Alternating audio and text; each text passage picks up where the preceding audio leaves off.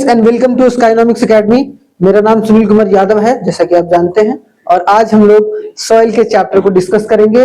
ठीक है, इसमें सॉइल के चैप्टर मतलब इन द सेंस कि रिसोर्स एंड डेवलपमेंट में एक पार्ट हमारा बचा हुआ है सॉइल का, तो उनको डिस्कस करने की कोशिश करेंगे। ठीक है, सबसे पहले हम लोग ये देखेंगे कि सॉइल कितना इंपॉर्टेंट होता है एक देश के लिए या फिर एक जमीन के लिए, है कि नहीं। अगर जमीन है तो अगर उसका सॉइल जो है अगर फर्टाइल नहीं है तो वो जमीन कोई काम का रह नहीं जाता है। खास कर अगर देखा जाए, फिर उसको हम लोग हो सकता है कि उस पर घर बना दे, फैक्ट्री बना दे, लेकिन वो कल्टीवेशन के लिए बिल्कुल भी सही नहीं होता है।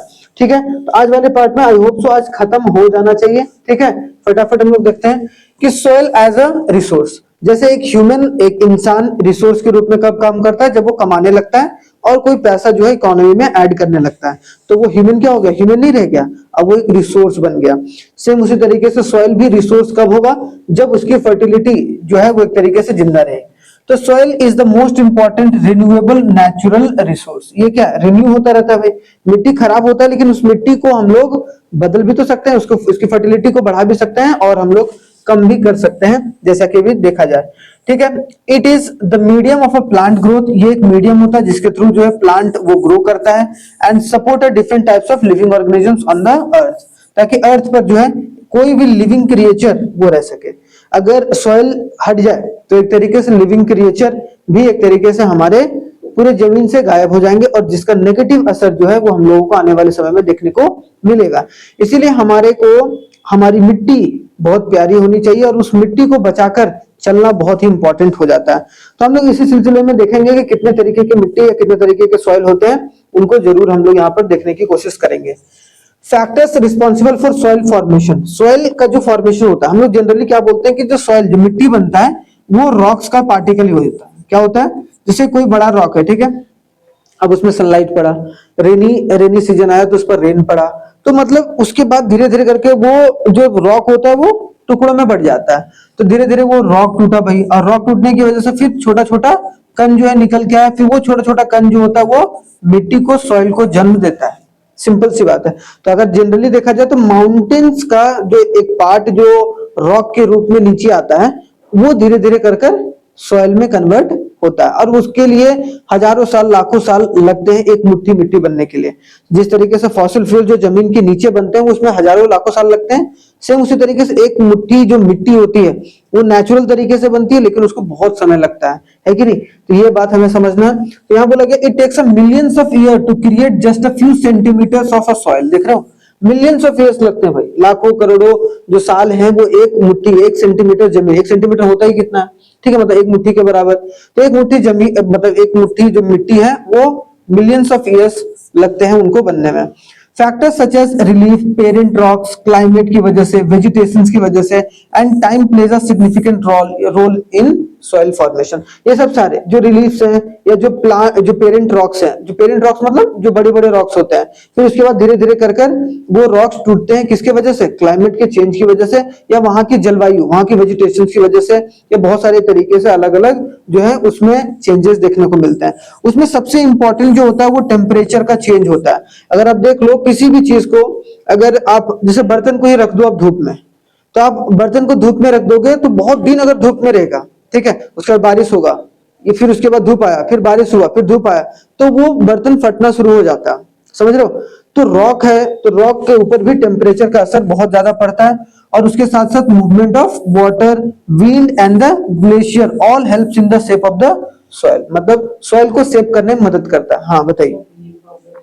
रिलीफ का मतलब एक ढाल जिसके थ्रू जो है एक्चुअल में जैसे माउंटेन्स में रिलीफ होते हैं, तो उसी ढाल के तहत जो होता है, रिलीफ के तहत जो होता है वो रॉक्स नीचे आते हैं प्लेन्स में। ठीक है, यहां पर आ गया chemical and organic change. Chemical change और ऑर्गेनिक चेंज की वजह से occurs in the soils are also vital for its development. कि केमिकल चेंज, जैसे केमिकल बहुत सारे अपने आप में ही बोला जाता है कि बहुत सारे केमिकल जो है हमारे पानी में या फिर अलग अलग चीजों में उपलब्ध रहते हैं, तो वो जब केमिकल उस रॉक पर असर डालता है, चाहे वो विंड के थ्रू डाले या वाटर के थ्रू डाले। कोई वाटर ऐसा आ रहा है जिसमें केमिकल कुछ अलग तरीके का, कोई एक वाटर आ रहा है जैसे जो बारिश होता है पानी, उसमें अलग तरीके के कुछ केमिकल्स होते हैं, जो पानी बहता है उसमें कुछ अलग तरीके के केमिकल्स होते हैं। तो वो सब सारे केमिकल्स वगैरह सब जब मतलब अगर बोला जाए तो ये सब सारे जितने भी हैं वो सब सारे रोल प्ले करते हैं मिट्टी को बनाने में। बस ये बात याद रखना है, ठीक है। और अगर देखा जाए दूसरी तरफ अगर रॉक्स क्या करते हैं भाई, हमारी मिट्टी को बांधे रखने में काम भी आते हैं। अगर रॉक्स या जो छोटे छोटे आपने देखा होगा जब कभी भी आप पहाड़ में गए होंगे तो जो पहाड़ होते हैं उसमें मिट्टी जो रहेगा वहां पर आपको पत्थर भी देखने को मिलेगा, ठीक है। ये तो पूरा पत्थर जो पथरीला होता है, ठीक है, माउंटेन्स। एक होते हैं जहाँ मिट्टी, जहां पर पेड़ पौधे बहुत ज्यादा होते हैं, तो वहां पर मिट्टी को बांधने का भी काम कौन करते हैं, रॉक्स और प्लांट्स जो है वो करते हैं, ठीक है। बेस्ड ऑन दिस फैक्टर, बहुत सारे फैक्टर्स हैं। Soils in India are classified into different types of according to their colour, thickness, texture, age and chemical and physical properties. मतलब अलग अलग तरीके के सॉइल हमारे देश में पाए जाते हैं, उनको हम डिस्कस करेंगे कि हमारे देश में कौन कौन से सॉइल पाए जाते हैं। लेकिन अगर सबसे पूरा अगर सॉइल का प्रोफाइल डायग्राम देखो तो सबसे पहले जो बेड रॉक्स होते हैं, यहाँ पर भी ऐसे बात नहीं कि यहाँ पर सॉइल नहीं रहता है, लेकिन बहुत कम मात्रा में रहता है, यहाँ पर ज्यादा रॉक्स देखने को मिलता है। उसके बाद इसका पेरेंट मटेरियल, मतलब जो जिससे एक तरीके से रॉक्स का जो है वो रेड रॉक हुआ कौन,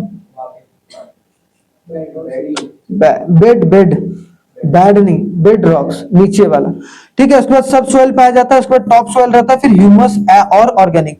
सबसे ऊपर क्या रहता है, ह्यूमस और ऑर्गेनिक, जहां से एक तरीके से सारे जो है वो चीजें उपलब्ध कराई जाती हैं रूट्स वगैरह को, प्लांट ताकि ग्रो कर पाए। तो याद रखना क्या भाई, OABCR, तो ऐसे करके ह्यूमस एंड ऑर्गेनिक, ए को हम लोग टॉप सॉइल बोले, बी को सब सॉइल, ऊपर वाला सॉइल टॉप सॉइल हो गया, नीचे सब सॉइल हो गया, पेरेंट हो गया।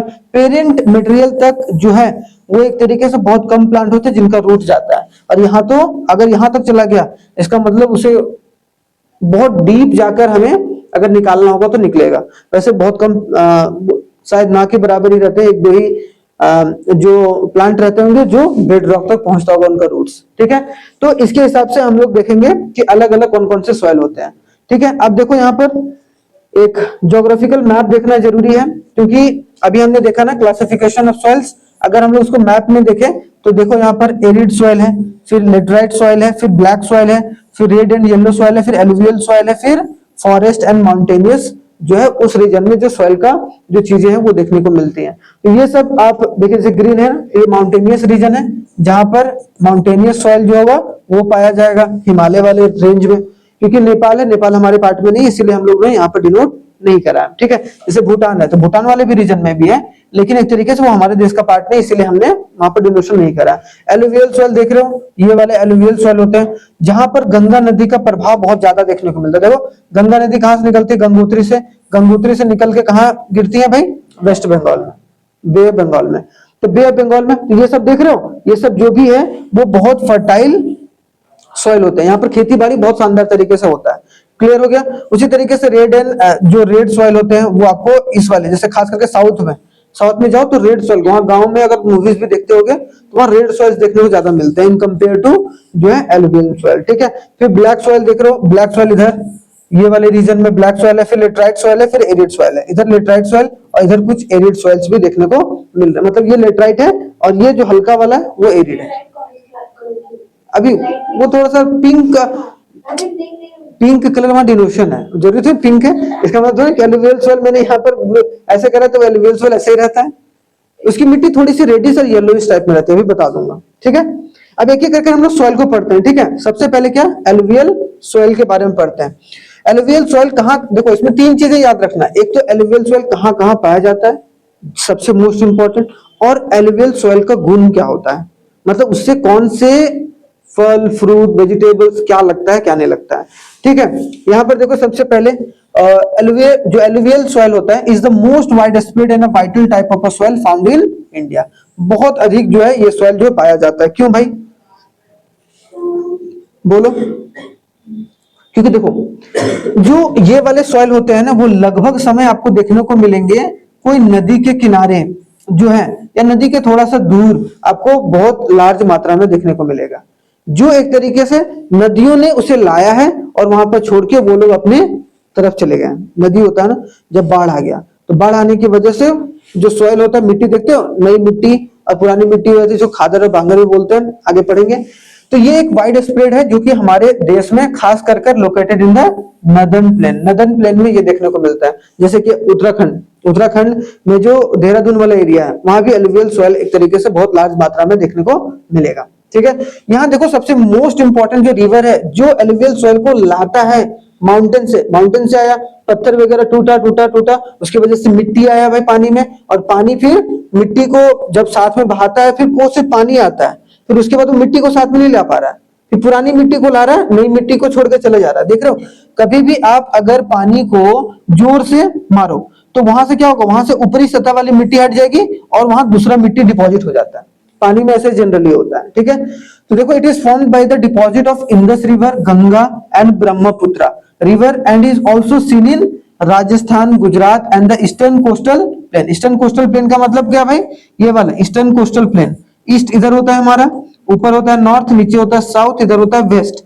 तो ये ईस्टर्न कोस्टल और इधर होता है वेस्टर्न कोस्टल। तो वेस्टर्न कोस्टल नहीं, ईस्टर्न कोस्टल प्लेन्स में समंदर वाले रीजन के आसपास वहां बहुत लार्ज मात्रा में एलुवियल सॉइल्स देखने को मिलते हैं, जो कि आपको देखने को मिलेगा किसके किसके डेल्टास होते हैं, महानदी के, गोदावरी के, कृष्णा के और कावेरी के। ये सब लगभग नदी आपको जो है वो आपको साउथ में देखने को मिलेंगे। ठीक है, द सॉइल, जो ये सॉइल होता है एलुवियल सॉइल होता है, उसमें क्या क्या कंसिस्ट करता है ये भी बहुत इंपॉर्टेंट है। सैंडिस रहेगा, थोड़ा सा सैंड रहेगा उसमें, सिल्ट रहेगा and a clay.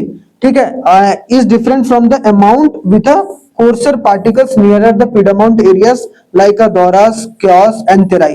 Terai region कभी देखे हो, तेराई रीजन होता है जहां पर पानी का मात्रा बहुत ज्यादा होता है, उससे थोड़ा सा डिफरेंट होता है, और इसका जो मिट्टी रहता है उसमें सैंड का मात्रा, सिल्ट का मात्रा और क्ले का मात्रा ये ज्यादा रहेगा। ठीक है, जिसकी वजह से वो जो सॉइल होता है वो ज्यादा फर्टाइल होता है। तो आपको बोलेगा एलुवियल सॉइल में सबसे ज्यादा क्या होता है भाई, मतलब उसका क्या क्या मात्रा रहता है, sand, silt and clay. Clay मतलब चिपचिपा, सिल्ट का मतलब होता है कि उसमें थोड़ा सा कंकड़ टाइप में भी रहेगा। ठीक है, मतलब ऐसा नहीं रहेगा पूरा फाइन पार्टिकल्स रहेगा। एक होता है कि बहुत फिसलन मिट्टी रहती है, ठीक है, वैसा नहीं रहेगा, उसमें तो सिल्टपन जो है वो एक तरीके से देखने को मिलेगा।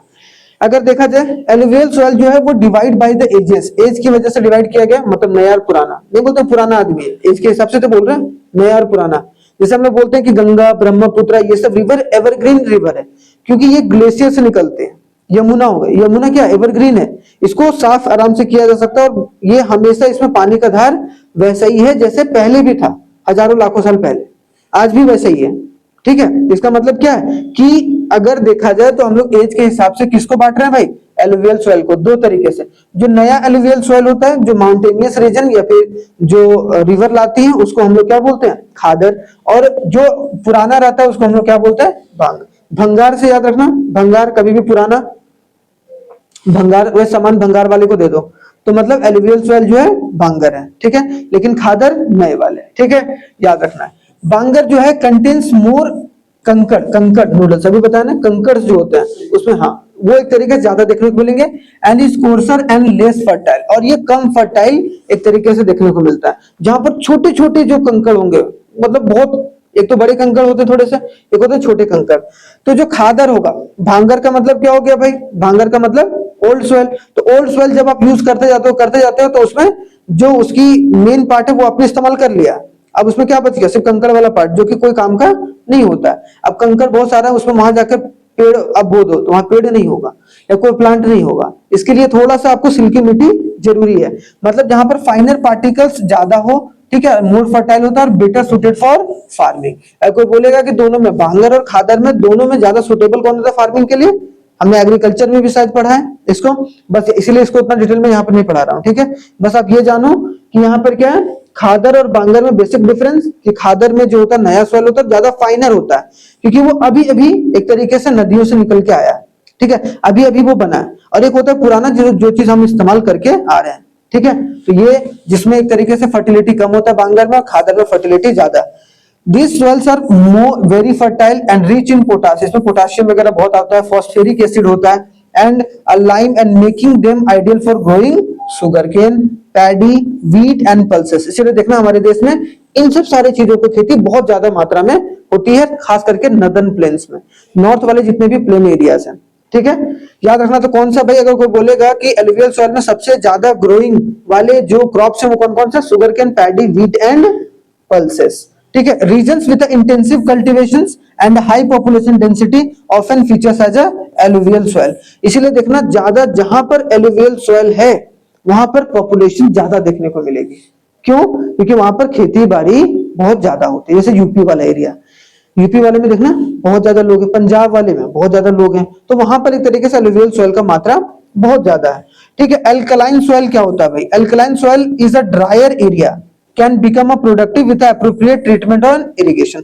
एल्कलाइन सॉइल वैसा सॉइल होता है जो एक तरीके से ड्राई, उसमें ज्यादा आपको पानी का मात्रा नहीं देखने को मिलेगा, लेकिन अगर उसमें सही तरीके से हमने इरिगेशन फैसिलिटी प्रोवाइड कराया तो उसकी फर्टिलिटी को बढ़ाकर वहां पर खेती बाड़ी आराम से कर सकते हैं। तो कोई बोलेगा भाई एल्कलाइन सॉइल क्या होता है, तो वो ड्रायर एरिया होता है, जो ड्राई सूखा एरिया होता है ज्यादातर। ठीक है, याद रखना, जो कुछ इसका पार्ट जो है वो आपको देखने को मिलेगा कहां पर, राजस्थान वाले आसपास के रीजन में।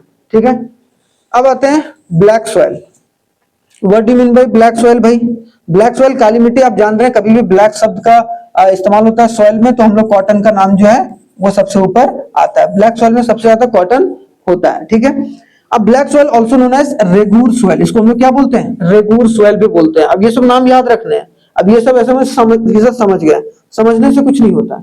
रेगूर soil and is identified it by a black colour, और इसको हमेशा जो है वो ब्लैक इन कलर, अगर किसी भी मिट्टी का कलर अगर ब्लैक है तो हम लोग वो समझ लो कि वो कौन सा सॉइल है, रेगूर सॉइल है। ठीक है, हमेशा जो ब्लैक सॉइल को उसके कलर से पहचाना जाता है। जैसे कि अभी अब हमने देखा एलुवियल सॉइल को कैसे डिफाइन करते हैं, एज के हिसाब से। सेम उसी तरीके से यहाँ पर कलर के हिसाब से जो है हम लोग किसको, ब्लैक सॉइल को आइडेंटिफाई करते हैं as a regur soil. This soil is excellent for cultivation of cotton which is why it is often referred to as a black cotton soil. देख रहे हो, ज्यादातर ब्लैक सॉइल की जो मतलब गुण होता है कि उसमें कॉटन की मात्रा बहुत शानदार तरीके से उसमें खेती किया जाता है कॉटन की, इसलिए हम इसका नाम, दूसरा नाम क्या बोलेंगे, ब्लैक कॉटन सॉइल के नाम से भी जानते हैं, रेगूर सॉइल के भी नाम से जानते हैं।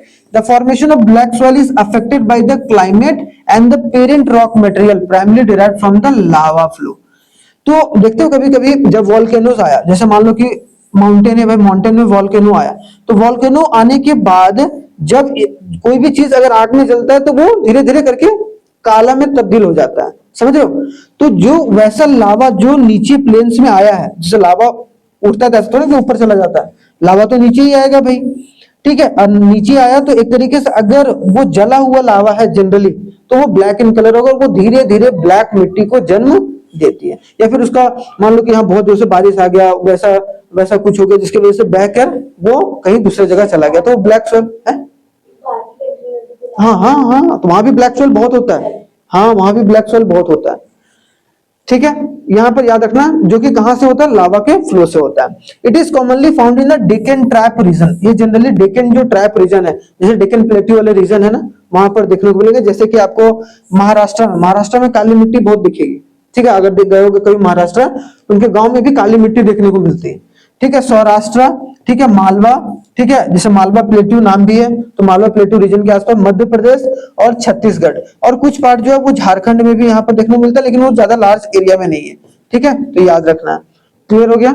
यहाँ पर डेक्कन ट्रैप रीजन में कौन, ब्लैक सॉइल।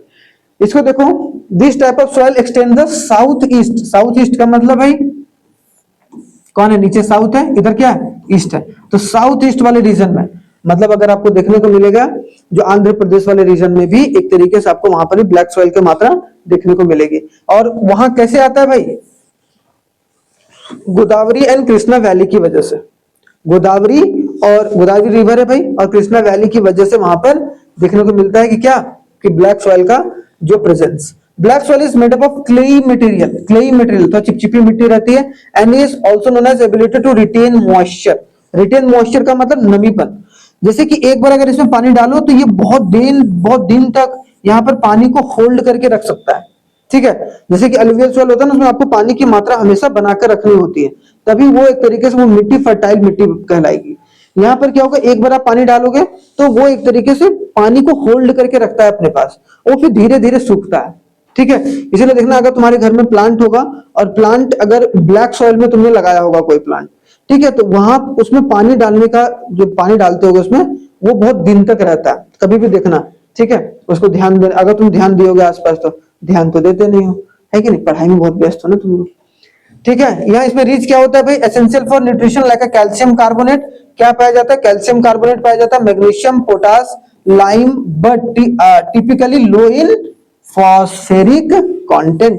और फॉस्फोरस किसमें ज्यादा होता है, एलुवियल सॉइल में, देख रहे हो, इसीलिए वहां पर लगभग हर एक चीजें जो है वो उपजाई जा सकती है जो खाने के योग्य है, ठीक है। यहाँ पर in a hot weather this soil develops a deep crack, अगर जब बहुत ज्यादा गर्मी पड़ गई ब्लैक सॉइल के रीजन में, जैसे मान लो महाराष्ट्र में, मान लो कि वैसे जनरली ज्यादा बारिश वाले रीजन में ये सब सॉइल देखने को मिलता है, लेकिन बारिश नहीं हुआ तो यहाँ पर क्रैक्स देखने को मिलेंगे बहुत ज्यादा, ठीक है। यहाँ पर क्रैक हो गया, नहीं होता कभी कभी जमीन पे क्रैक्स, देखियो वैसे क्रैक्स निकल के आते हैं, विच हेल्प्स इन एरिएशंस, जो कि क्या करते हैं, एरिएशंस में हेल्प करते हैं ताकि वो पानी वगैरह और भी शानदार तरीके से अंदर तक जा पाए।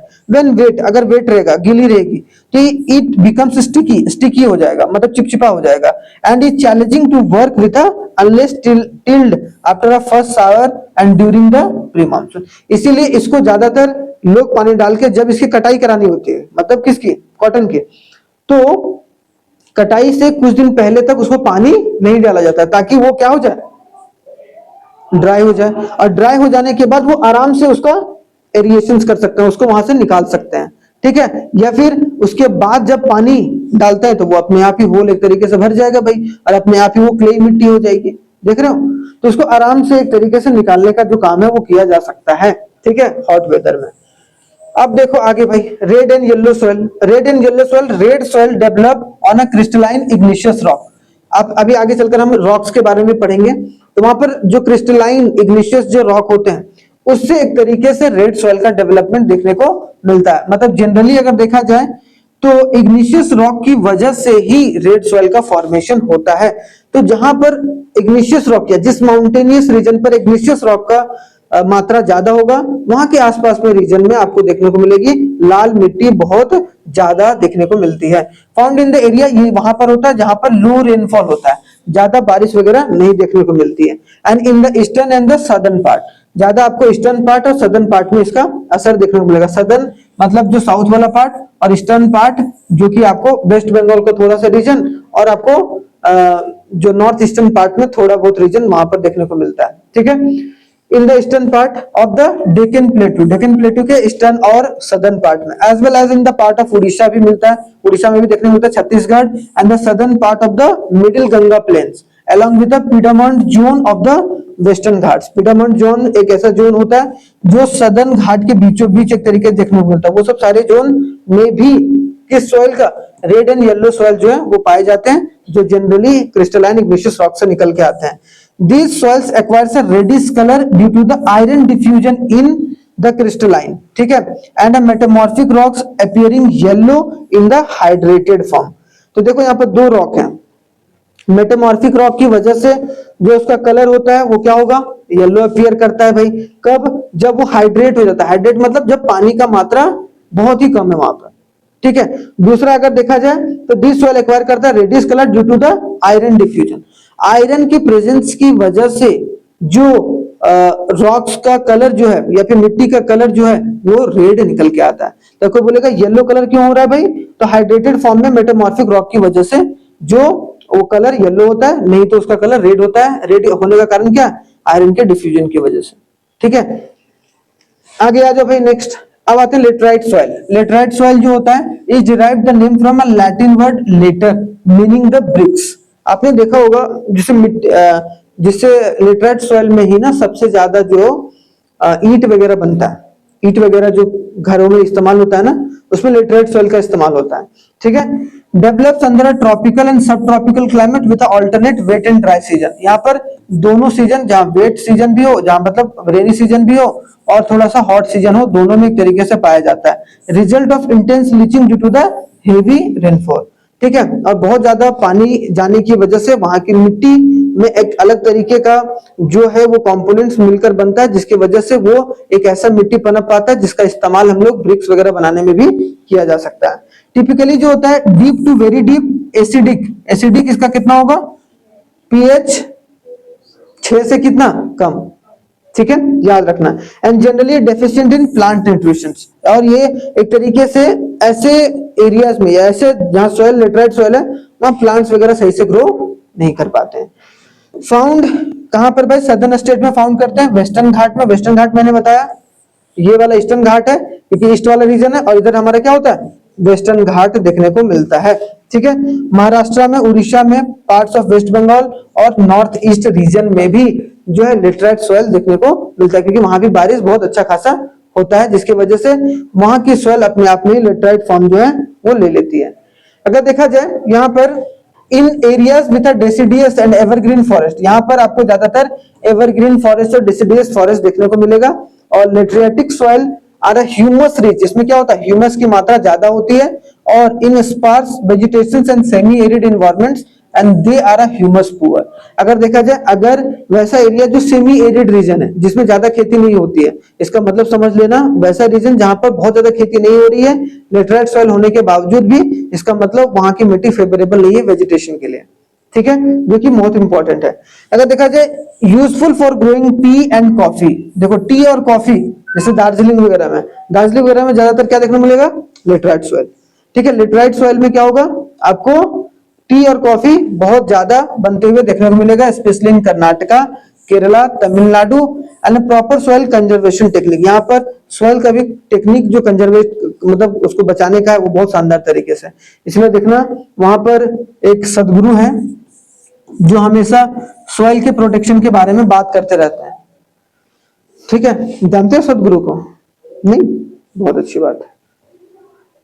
आगे देखो भाई, एरिड सॉइल क्या होता है? What do mean by arid soil? Arid soil क्या होता है? एरिड सॉइल का जो कलर होता है कैन बी रेड, थोड़ा थोड़ा रेडिश पार्ट में भी होगा, लेकिन ब्राउन, ज्यादातर ये ब्राउन होता है। ठीक है, तो रेडिश ब्राउन, रेडिश ब्राउन मतलब थोड़ा बहुत रेड का मात्रा, ब्राउन का जो मात्रा है वो ज्यादा देखने को मिलेगा उसका कलर का।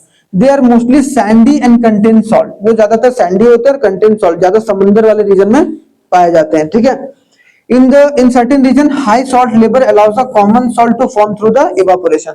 कुछ ऐसे हैं एरियाज हैं जहां पर एरिड सॉइल जो है वो मात्रा रहती है, लेकिन वहां पर एरिड सॉइल का मात्रा में सॉल्ट बहुत ज्यादा देखने को मिलता है, जिसकी वजह से वहां पर एरिड सॉइल में इवेपोरेशन के प्रोसेस को कर वहां से सॉल्ट भी निकाला जाता है, जो खाने में उपयोग किया जा सकता है।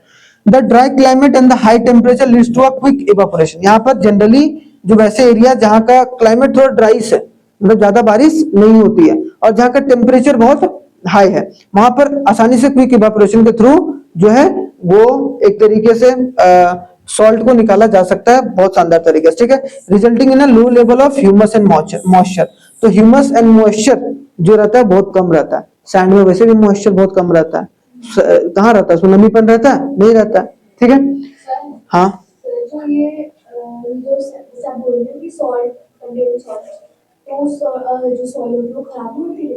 तो सॉइल अलग हो जाएगी ना, जब आप इवेपोरेशन के थ्रू कर रहे हैं तो सॉल्ट जो होता है सॉइल में जब मिक्स है, ठीक है, सॉल्ट और सॉइल मिक्स है, ठीक है, एरिड सॉइल। अब इसमें सॉल्ट की मात्रा ज्यादा है, हमने भाई यहाँ पर इस पर्टिकुलर एरिया में एनालाइज किया, ठीक है, थोड़ा टेस्ट किया, इसमें पता चला कि भाई इस सॉइल में जो है एरिड सॉइल में सॉल्ट की मात्रा ज्यादा है, तो हम लोग यहाँ पर इवेपोरेशन का प्रोसेस शुरू कर देते हैं। ठीक है, और वैसे जनरली वहां पर जो नमक वाली जो सॉइल रहता है वो ऊपर अपने आप ही आ जाता है, जिसकी वजह से उसको आराम से ले जाके फैक्ट्री में क्रिस्टलाइन करके उसको सॉल्ट में कन्वर्ट करते हैं। ठीक है, as a calcium increases the kankar layers forms in the lower soil and making a hard for the water to seep in. ठीक है, जिसकी वजह से जो कंकड़ वाला पार्ट होगा वो नीचे आ जाएगा और सॉल्टी वाला पार्ट ऊपर आ जाएगा, जिसकी वजह से एक तो भाई पानी नीचे जाना मुश्किल हो जाता है, ऊपर से ऊपर वाली चीज को आराम से एक्सट्रैक्ट किया जा सकता है। ज्यादा टेक्निकल में नहीं जाना, 2D पॉइंट याद रखना है, इंपॉर्टेंट यही है। These soils tends to have a low level of phosphoric content। याद रखना phosphoric content यहाँ पर क्या होता है? लो होता है। ठीक है, during a hot weather they develop a deep cracks with the help to create a aerate the soil। मतलब क्या? That helps aerate मतलब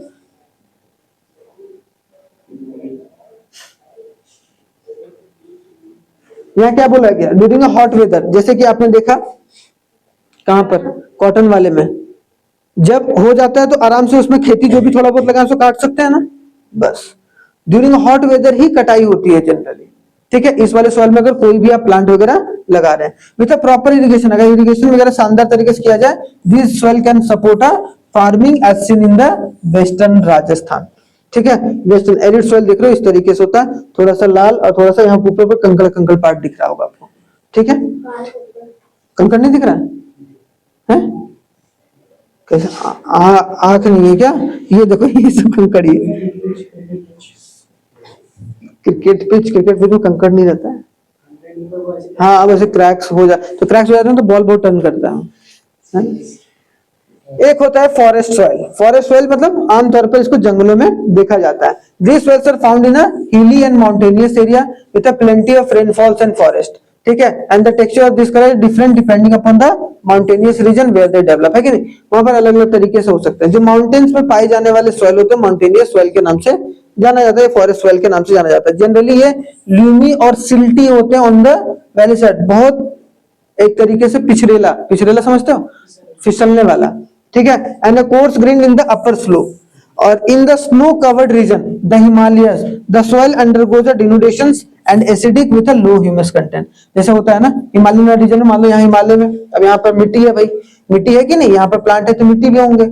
अब यहाँ पर बर्फ पड़ गया, बर्फ पड़ने की वजह से जो मिट्टी रहती है उसमें क्या होता है, लो ह्यूमस की वजह से उसकी और भी फर्टिलिटी खत्म हो जाती है। ठीक है, याद रखना। आगे आ जाओ भाई, erosion, soil erosion and soil conservation. दो चीज होता है, सॉइल इरोजन जैसे कि लैंड का डिग्रेडेशन, उसी तरीके से अगर जितना ज्यादा लैंड डिग्रेडेशन होगा उतना सॉइल भी एक तरीके से खराब होगा, जो कि एक इंपॉर्टेंट कॉन्सेप्ट में से एक देखने को मिलता है। ठीक है, तो सॉइल इरोजन क्या होता है भाई? This is the process of losing soils covers and having washed away, जो कि एक तरीके से खत्म हो जाता है। किसकी वजह से? डिफॉरेस्टेशन, ओवरग्रेजिंग एंड कंस्ट्रक्शन वगैरह। ठीक है, विंड की वजह से, ग्लेशियर की वजह से, वाटर की वजह से। और गली इरोजन क्या होता है? When the water flows through a clayey rich soil it cuts into a deep channel. जैसे मान लो कि यहाँ पर एक बहुत मात्रा में सॉइल है, अब सॉइल को कट करके एक नदी बना दिया। ठीक है, और नदी में वो पानी, वो जितना भी मिट्टी था वो बह गया, तो उसको हम लोग क्या बोलेंगे? गली इरोजन। गली इरोजन मतलब ये दोनों तरफ पहाड़ है लेकिन बीच में एक तरीके से क्या हो गया? Such areas are often called as a badland and riverine and particularly in the Chambal basin. Chambal जो मध्य प्रदेश में, ठीक है, वहां पर देखने को मिलता है। सीट इरोजन क्या होता है? सीट इरोजन मतलब it occurs when the water spread over a large area washing away the top soil. अभी हमने बताया था ना, सबसे ऊपर वाला सॉइल क्या होता है? Top soil. अगर पूरा पानी आया बहाव से, पूरा टॉप सॉइल को बहा ले गया तो उसको हम लोग सीट इरोजन, ऊपरी वाले जो उपजाऊ मिट्टी होती है उसी को बहा के ले गया। फिर आता है विंड इरोजन। विंड के बहने की वजह से अगर जो सरफेस वाला जो सॉइल होता है वो अगर उड़ा के ले जाए तो एक तरीके से वो wind erosion. Defective farming method, बहुत सारी बार होता है ना कि हमने पुअर फार्मिंग मेथड के वजह से भी सॉइल का इरोजन हो जाता है।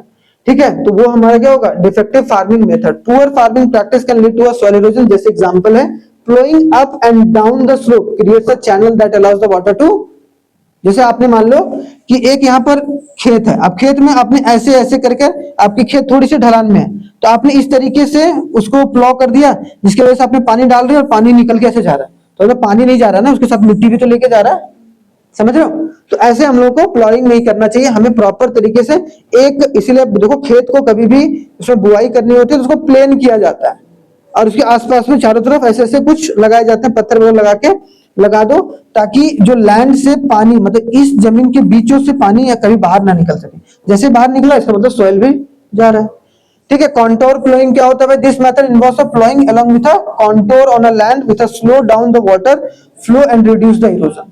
Contour planning generally hilly areas में होता है, जो कि एक तरीके से नहीं होता कि हिली एरियाज में ऐसे ऐसे करके खेत बने होते हैं, और जहां पर काउंटोर प्लानिंग बहुत शानदार तरीके से किया जाता है ताकि एक यहाँ पर पानी हम लोग डाले, हाँ हमने यहाँ पानी डाला तो ये पानी थोड़ा बहुत यहाँ चला गया, फिर ये पानी यहाँ चला गया, तो हमने सब जगह वही पानी एक तरीके से इस्तेमाल हो रहा है, मिट्टी बर्बाद नहीं हो रहा है। ठीक है, आगे देखो लास्ट पार्ट है टेरेस कल्टीवेशन। टेरेस कल्टीवेशन है, स्ट्रिप क्रॉपिंग है और शेल्टर बेल्ट है, तीनों देखना। देखो टेरेस कल्टीवेशन क्या होता है? This technique involves the cutting the steps into a slope to create a terrace. Terrace type में बना दो एक हिमालय वाले रीजन में, which helps to limit the erosion. It commonly found in the western and the central Himalaya, Himalayan वाले reason में होता है। टेरेस, टेरेस देखते हो छत वाला, आपने पूरा छत बनाया उसमें थोड़ा सा टेरेस छोड़ दिया, बोलते हैं ना हम लोग। तो उस तरीके से अगर खेती किया जा रहा है तो उसको हम लोग टेरेस कि अपना घर बनाया है भाई। अब घर के आसपास रीजन थोड़ा सा वहां पर टेरेस फार्मिंग के रूप में देखने को मिलता है। स्ट्रिप क्रॉपिंग क्या होता है? Divide a large field into a strips with a grass sections between them and reduce the wind to impact. कभी कभी देखो टेरेस, टेरेस देखो, ये देख रहे हो, ये वाला देखो, ये देख रहे हो बीच में क्या लगा दिया? ग्रास लगा दिया, ताकि विंड आए तो उसकी वजह से यहाँ की मिट्टी वगैरह कुछ कहीं नहीं जाए। ठीक है, तो याद रखना इंपॉर्टेंट है। शेल्टर बेल्ट क्या होता है भाई? Rows of a trees and planted in the act as a barrier in establishing a sand dunes and desert areas. Desert वाले एरियाज में सैंड ड्यून्स वगैरह ना चल जाए, जिसकी वजह से देखो ये वाला देखना टेरेस फार्मिंग। ठीक है, कौन नहीं, कौन नहीं, नहीं ये वाला जो फार्मिंग है ना, कौन सा फार्मिंग बोल रही हूँ? स्टेप फार्मिंग क्यों हुआ? कहाँ गया स्टेप फार्मिंग? कहाँ मैंने लिखा है? कौन? स्ट्रिप फार्मिंग कहाँ होता है? Strip cropping involve large area को अगर डिवाइड कर रहे हैं तब होता है स्ट्रिप फार्मिंग। ये वाला देखो ना, यहां अगर हमने पानी डाला तो ये पानी यहां नीचे आया, ये पानी यहां नीचे आया, ये पानी नीचे आया, देख रहे हो? तो ऐसे करके अलग अलग तरीके के होते हैं फार्मिंग, जिसको हम लोग देखा जा सकता है। और ये शेल्टर बेल्ट होता है, this is especially affecting in the western India where the belts are significantly helped in stabilizing the landscape। यहाँ पर बहुत लार्ज एरिया होगा ना, उतना भी बड़ा लार्ज एरिया नहीं रहता, लेकिन अगर हम प्लांट को लगा रहे हैं, देख रहे हो ये सब प्लांट को लगा रहे हैं, बड़े बड़े प्लांट्स को, ताकि वो एक बैरियर के रूप में काम करे। और यहाँ तो छोटा छोटा पौधा लगाएं अलग अलग लैंड में। और अगर हम प्लांट पूरा बड़ा बड़ा पेड़ ही लगा दें तो उसको हम लोग क्या बोलेंगे? शेल्टर, शेल्टर दे रहे हैं। ठीक है, और यहाँ पर स्ट्रिप में क्या हो रहा है? Large field and grass section, grass section लगा रहे हैं, सबका नाम अलग अलग है। ग्रास वाला क्या हो गया? स्ट्रिप। और शेल्टर जहां पर हम पेड़ पौधे का इस्तेमाल कर रहे हैं, जो जिससे एक तरीके से विंड वगैरह का असर कम पड़े। इसमें भी उसी के लिए लगाते हैं, लेकिन वो लार्ज एरिया को हम लोग डिवाइड कर रहे हैं छोटे छोटे पार्ट में और उसके अंदर ही लगा रहे हैं। इसमें लार्ज एरिया में आसपास पूरा लगा दिया गया और बीच में सारे क्रॉपिंग्स किए जा रहे हैं। ठीक है, चलिए धन्यवाद, मिलते हैं नेक्स्ट क्लास में और भी नए शानदार तरीके से दूसरे चैप्टर के साथ। धन्यवाद।